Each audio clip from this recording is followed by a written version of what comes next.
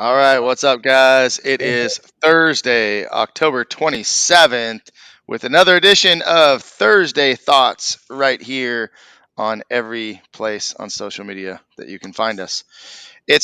My name is Jason Flame, owner and chief instructor at Moorpark Karate and Krav Maga, with my co-host Kevin Kowalczik in Littleton, Colorado, at Revolution Martial Arts. What's up, sir? How are you? it is snowing here. Snowing. I've That got I can. my warm up here, and I'm trying to enjoy it. Yeah, we woke up to snow today. It was crazy. I Colorado, don't know what that's like. I Colorado. don't know what that's like. We have to have you Hey, come out to a seminar in the winter.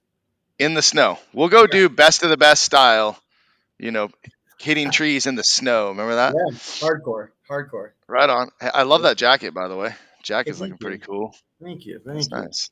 I'm just wearing a blue t-shirt.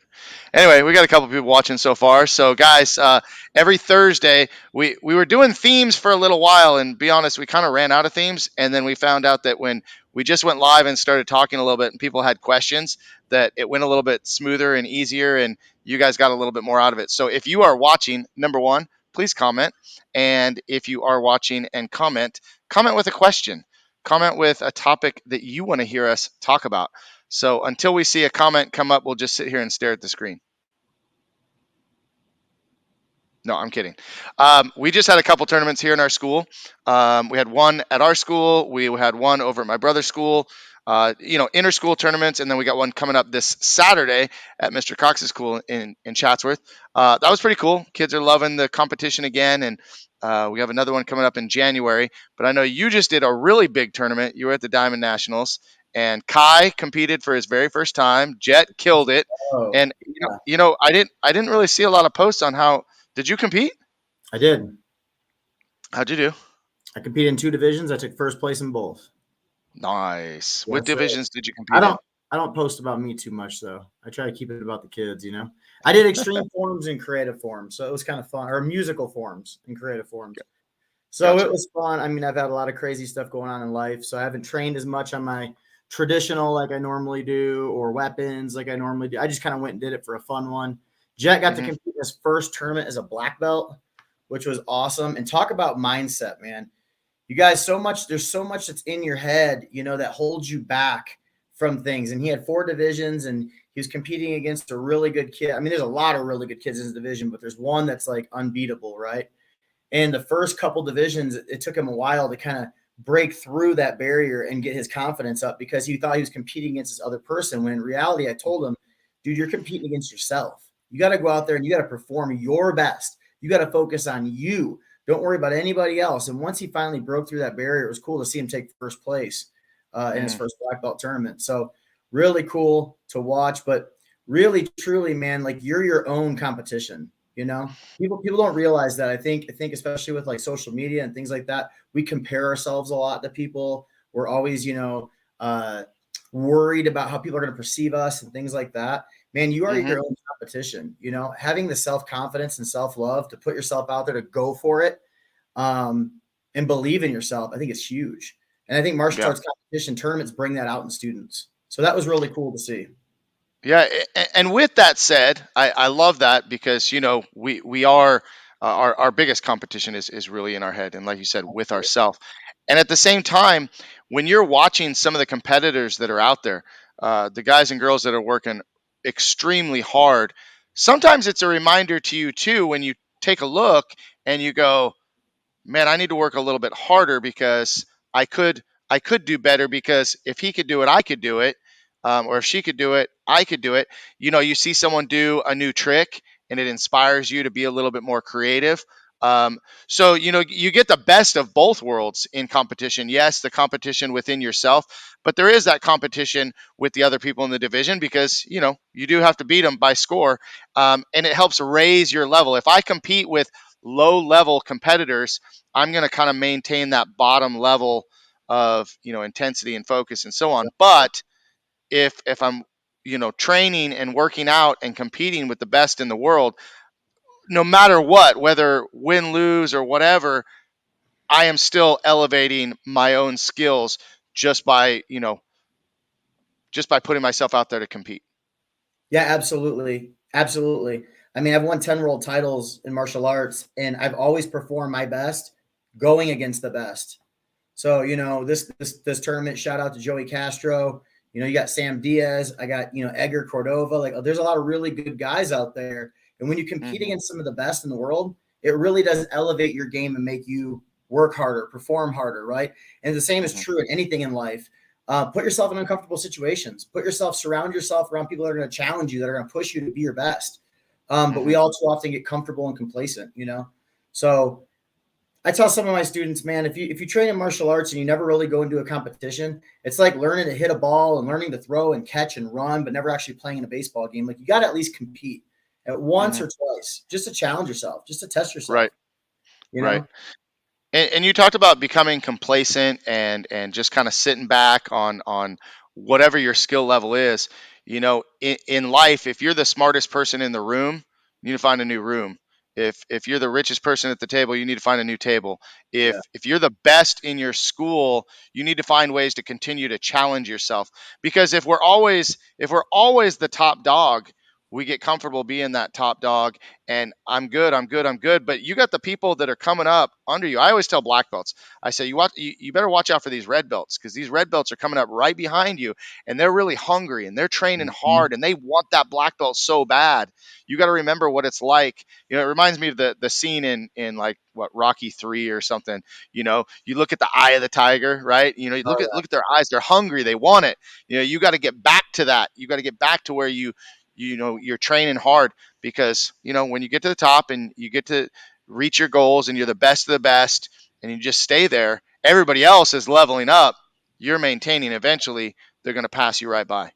yeah. That's one thing I talk to our black belts about all the time is think of the hunger that you had to get to your black belt. How hard did you have to work to get to your black belt? How much did you sacrifice and train and work and Hmm. grind because it meant so much to you? And then once you get it, do you maintain that same pride? Does Hmm. your black belt still have that same meaning, or did you get lazy? There's a lot of people that you see, it's like second degree, third degree, fourth degree, fifth degree, right? They just get a little bit fatter and lazier every time, and they don't really train, man. They can't even tie their belt. They can't kick above their waist. I'm calling it out, you guys in the martial arts industry.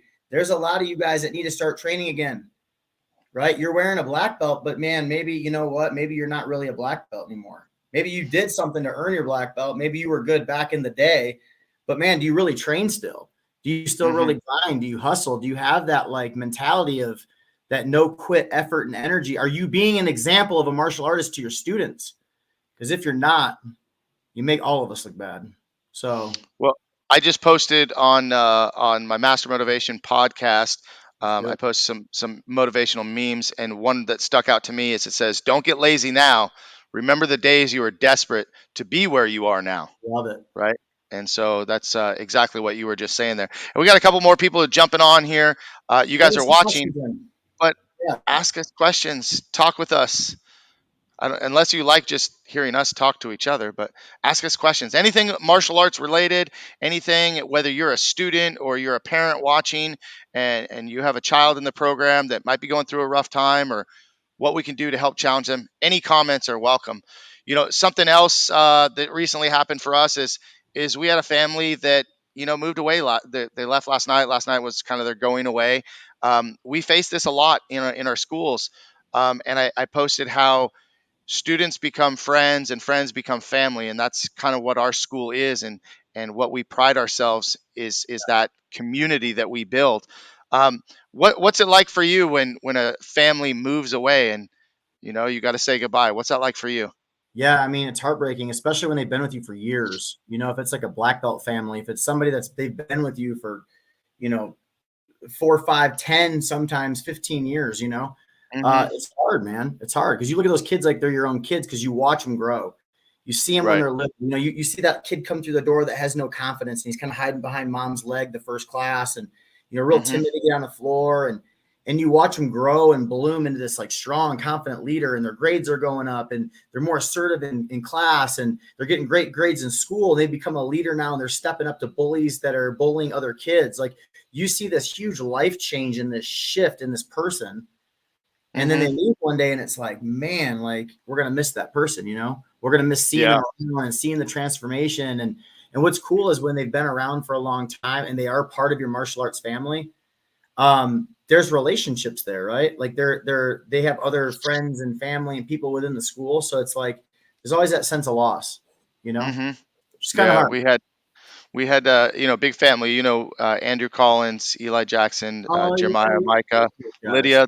They're all moving to Cincinnati, Ohio. But I'm going to try to hook them up. Michael Mershad has a school in their area, so I'm trying to hook them up with Mr. Mershad. That'd be a great school, I think, for them to continue their training. One of the things I love about social media is, we have it happen all the time. You remember Sawyer, right? Sawyer Kerr moved to Tennessee, right? Just had a I still birthday. get to watch, Yeah. huh? He just had a He just 10th had a birthday, birthday. I think. That's Yeah, right. he saw that on and, Facebook. and it's cool to watch. It's cool to kind of watch. We had a family, the Fox family, that they moved away. They found a school. They ended up earning their black belt, and they're still training. And just seeing those pictures, it's so cool. I told them when they left. I told Andrew last night. I said, good thing for Facebook because we can stay in touch. And I want you guys to get back training. I want to see your progress. I want to see how the kids are doing. So yeah, it is tough. It's hard. It's hard when these students become part of our life and part of our family. Another topic that came up, and you were part of this topic on in our Facebook group.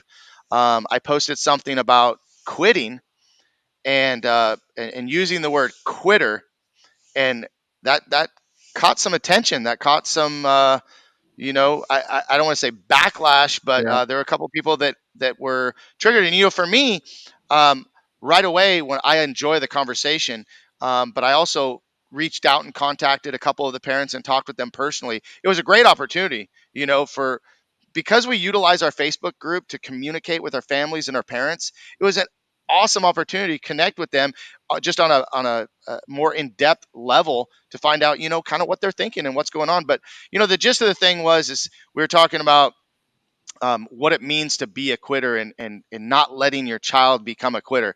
And I'm going to be totally clear, and I've told this to a couple people. Look, if you set your goal to become a black belt, and you're going to go do another sport, you're going to go do another activity, hey, good for you. Take what you learned in martial arts and use it in those other areas. But if you commit to earning your black belt and you don't make it, I hate to say it and call it the way it is, but if you set a goal and you didn't reach that goal, you quit. Bottom line. But if 100%. you accomplished the goal that you set and you decide to set a new goal that doesn't have to do with martial arts, not everybody's going to be a second degree black belt. Not everybody's going to be a fourth, fifth, sixth degree black belt. That's okay, right? And by the way, you can continue training as a black belt as long as you want, and you don't have to test either. I like you to test because I think it adds a challenge and it gives a little more purpose. But people are kind of caught up on being called a quitter for whatever reason. And if you decided you wanted to go play baseball and you become a professional baseball player, that's amazing. I hope that the skills that we gave you helped you be a better baseball player. If you decided that you just want to move on to basketball or football, or you wanted to join the band or whatever you're going to do, cool.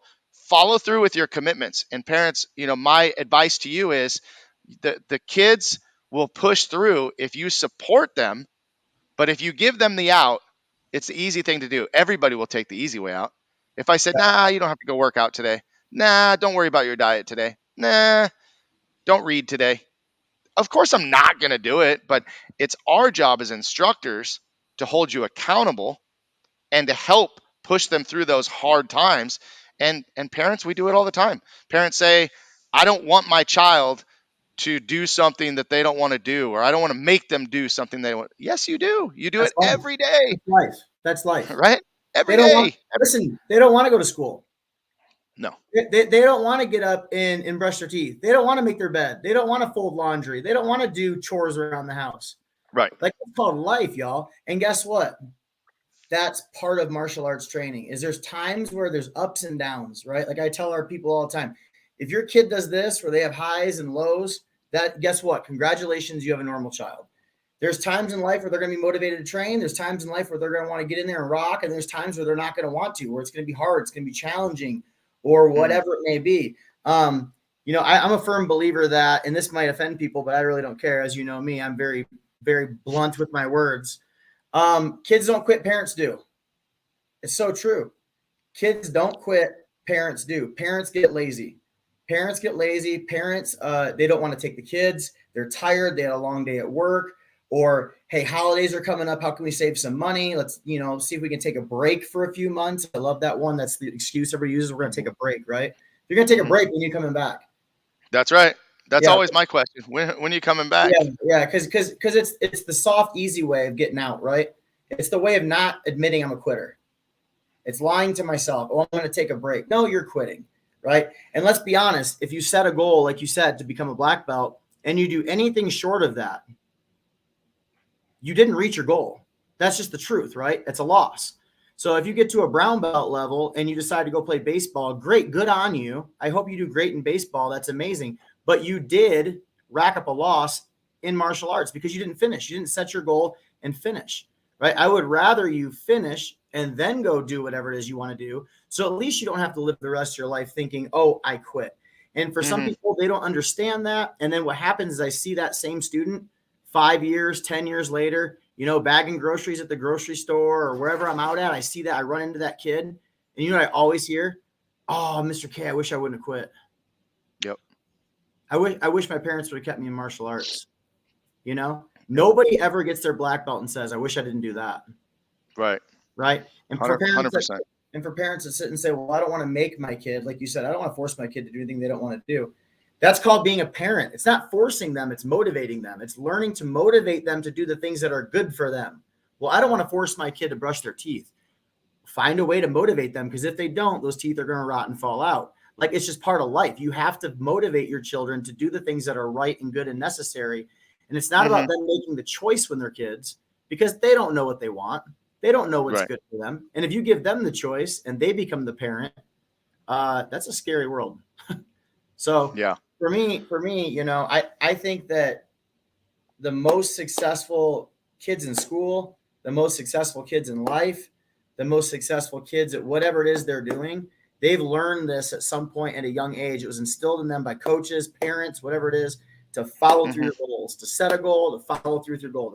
Whether it's martial arts or not, set a goal, follow through with your goal. I love seeing, like, on Facebook or Instagram, kids that are like exceptional at something, right? Where they're like, maybe it's basketball, and they're like dribbling, doing all these cool, through the legs and all this stuff and jump shots and stuff. Like, they excel at their sport. Or a kid that's riding, BMX bikes, and he's doing flips and tricks and all kinds of cool stuff at a young age.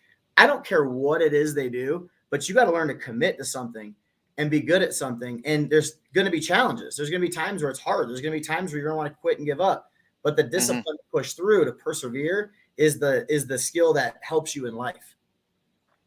I love it. Well, listen, I'm going to cut you off on that one and move on to this next question, because we got Mr. Donovan Gale watching. Thank you for watching, and thank you for asking a question. As a business owner and instructor, what does your productive day look like? My first question is, what day? What day do you want to know about? Because every day is a little bit different for me. But Mr. K, you want to run through that? Yeah, I woke up today. First thing I always do, as soon as I open my eyes, I think of the 10 things I'm most grateful for. It's the first thing I do, because it puts me in a mindset for the rest of the day, right? Because it's easy to wake up and be like, oh, I have to do this and I have to do this. And you get to do these things. You get to problem solve, and you get to have the mindset you choose. So the first thing, I wake up, I think of the 10 things I'm grateful for.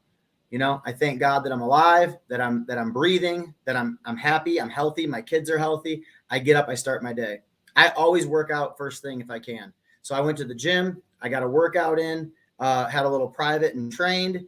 After that, I had some school talks. I went and worked with the 3rd and 4th grade today. So I was teaching them some martial arts, Halloween safety tips and things like that. So I'm out doing school talks. Now I'm here doing this with you. After this, I got a private lesson, and then I got classes till 9:00 at night.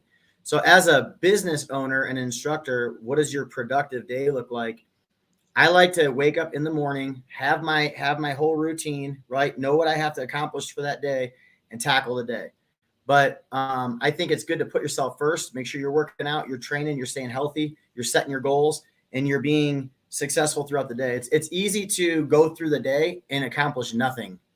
It's easy to have a whole day of being busy too, but not actually accomplishing anything, right? So kind of knowing those goals in your mind and attacking them one at a time, whether it's doing a podcast like this, whether it's, calling the stack of people that I have to call, whatever it may be. You got to have your list of what you want to do to be productive throughout the day, and then just chip away one thing at a time. And everything that you do should be getting you closer toward your goal. Well, I think you hit the nail on the head when you talked about being busy versus being productive. You can be busy all day long, and like you said, you didn't get one step closer to your goal, or you didn't knock anything off the to-do list. So my day, we'll just use today, but I'll add in what's kind of a typical day. My day actually starts the night before because I'm like you. I'm a list maker. I have a list of lists, right? Like, so I have all my different categories of what I'm doing for the karate school, what I'm doing for my other businesses, what I'm doing for the Chamber of Commerce, what I'm doing, for a community event that's coming up. So there's a lot of different facets. So I'm making lots of lists of what's going on because if I wake up and I don't have that hit list to go off of right away, I've got to spend time doing that. So I'm already eating up valuable time in my day to make a list when I could have just done it at night, had it prepped for the next day. So I wake up much like Mr. K. You know, always very happy and very blessed to have my family healthy, my health, their health. We live all together, and just to have a roof over my head, right, and have food in the food in the fridge and in the cupboards. Many of you may not know this, but there was a time in my life where that was actually a struggle, right? So you got to be grateful for the little things first, but being grateful, definitely. And that's something that we even work on in our leadership training program. We talk about those things that we're grateful in the morning, and at the end of the night, what am I most proud of? Those are things that we talk to our instructors about. But I'll wake up, and first thing I'll do is I'll read. I'll read my our book that we're reading from John Maxwell. Every day we got a different lesson. So I love having a daily reader like that to read my first page of the day to start my message. Of course, I'm going to shower, get myself ready. Believe it or not, as I'm going through my shower routine and everything, I'm going through my day in my head too, how I'm going to keep things in line, right? I'm going to jump out of bed today. I had a Rotary meeting every Thursday, a part of Rotary Club here in our town, and so that's a great way for me to start with some networking. We do happy dollars in our group, so we have to talk about something that we're happy about. So that's really cool because it gets you in that right mindset. And then I go to the gym. If I didn't have Rotary, I'd be going to the gym first thing, just like Mr. K. We often text each other while we're in the gym. That's right. I think it's Accountability. to me it feels like accountability. I 100%. don't know if that on your end, but I always appreciate, like, hey, I'm on the treadmill, I'm on the stairmaster, so getting my workout in. As soon as I finish at the gym, I'm jumping on the phone. And I'm actually on the phone from the time I'm at the gym until I get to the school with whatever calls I can knock out and make, whatever messages I need to return, whatever emails I need to return. I try to hit that, make all those calls on the way to the school. Once I'm at the school, I already have my list, right? Got my list of to dos, whatever my task might be for that day. And then I'm getting ready. On Thursday, I have a day class that I teach. As soon as I'm done with that day class on Thursdays, we got Thursday Thoughts. We got our podcast. Once I finish with the podcast, I'm going to teach a private lesson as well. And Thursday is one of my short nights. So by the time 4 o'clock rolls around, I am done for the day and my team takes over. Almost every single day, that's kind of how it lays out. Fortunately for me, I have an assistant who's here in the school in the morning from roughly 9 until noon. I get in about noon till about 3, and then my head instructor takes over from 3 until 9. So the whole day is just constant going. And throughout my entire day, there's text messages going out to my assistant, to my head instructor, constantly, checking in, making sure we're all on the same page. And that's my Thursday. Every day might be a little bit different, but there's the structure. So hopefully that helps. That was kind of a lot. Good I feel question, like I Ben. was probably rambling a lot, but No, any other questions out there? it's a good question. I would just sum it all up with prioritize productivity. Busy isn't better. Love it. Good quote. There you Good go. quote. Who Off said the that? top of the dome. I did right now. Oh, Kevin Kowalczik. There That's you gonna be go. on my next thing. There All you right, go. cool. All right, well, guys, we've been here for a bit. We've been chatting about a couple topics that have just been on our mind, and I guess at this time, since this show is sponsored by Raptor Extreme Karate, we should talk about it a little bit, and then we're gonna get to show the video. Man, awesome. I love it. I had a couple school owners that called me actually this weekend and were telling me the crazy success that they're seeing, that have been using the program. About how their students are so much more motivated in classes. They were talking about how the quality of their students have gone up. One school in particular, what's up, Don? One school in particular was just at WKC World Tournament out in Ireland, and their students were all placing and doing well. And it's like, man, it's so cool to see not only the excitement that the students are having on the mat, but the quality of the martial arts going up, all because of the system that we're using. So I can't wait to see where it's going to take it next year. It's awesome. Yeah, well, I will add to that as a little testimonial. Our demo team has been off the hook lately, practicing super, super hard. So we implemented the Raptor program immediately into our elite training program for our weapons classes and our demonstration team. We started that back up. We did a demonstration at our last Chamber of Commerce networking mixer here at our school. And we had some people, our city manager was super impressed. And then we also had the program director, I believe. I don't want. He's not the athletic director, but is responsible for all of the promotions at Moorpark Community College. And he said, "You need to get your team and send that clip to ESPN highlights." And I was like, "Really?" I'm like, "It's really good." I'm like, "But who do I? So he sent me a link actually, so I might send it in. But what came out of that was we will now be doing halftime shows at the men's and women's basketball games at So Moorpark College coming up. So it's an awesome way. So if a school owner is listening to this, you're like, okay, cool. Well, thanks for bragging. No, here's the thing: our demo team got recognized and created a new marketing opportunity. Now our team gets to go out and perform in front of hundreds, maybe thousands of people in our community that maybe didn't know about our school. Maybe they're from outside of the community and they see martial arts and they go, that's where I want to go train. So I love think it's super cool because we're always looking for different ways to get out in the community and do good stuff. And our team is called Team Impact because our goal is to make an impact in our community. And I just thought it was so cool. We performed at a local elementary school.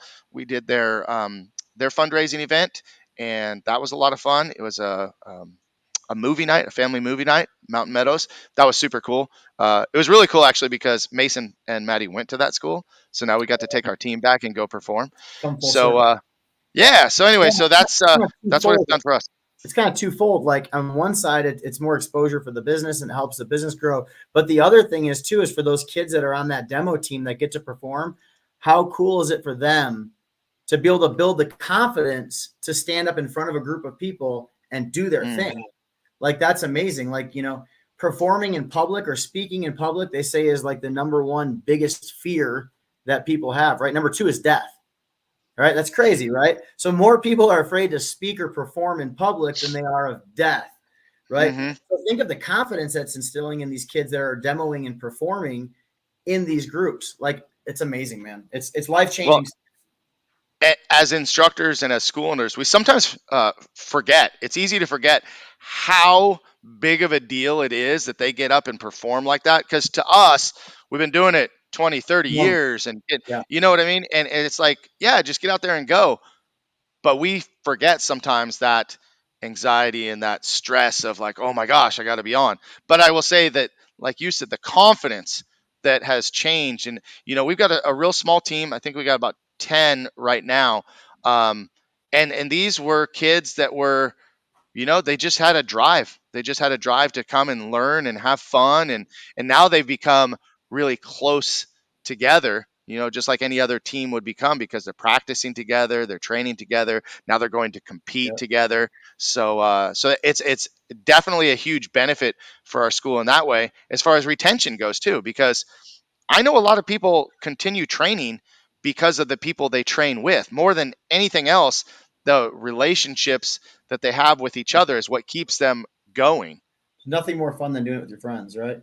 And for our Totally. students that are watching, our school is breaking out a demo team starting in January, which is going to be really cool. We got demo team coming back for our school, and on the down low, nobody knows yet. But our sponsored team, Team Revolution, is going to be dropping some team demos coming up in the NASCA tournaments very soon. Nice. So get ready. We got some big stuff coming. That's awesome. Well, Show them, good show them stuff. about Raptor. Show them a little bit. All right, we're going to show you the video, and See guys, the we'll be face. back. We hope to be back. We try to do this every Thursday, and something kind of gets in the way sometimes. But anyway, check us out and drop some comments. Let us know if there's a specific theme you want us to cover or talk about next time, and we'll do it. But here you go. Here's a little bit about Raptor Extreme Karate.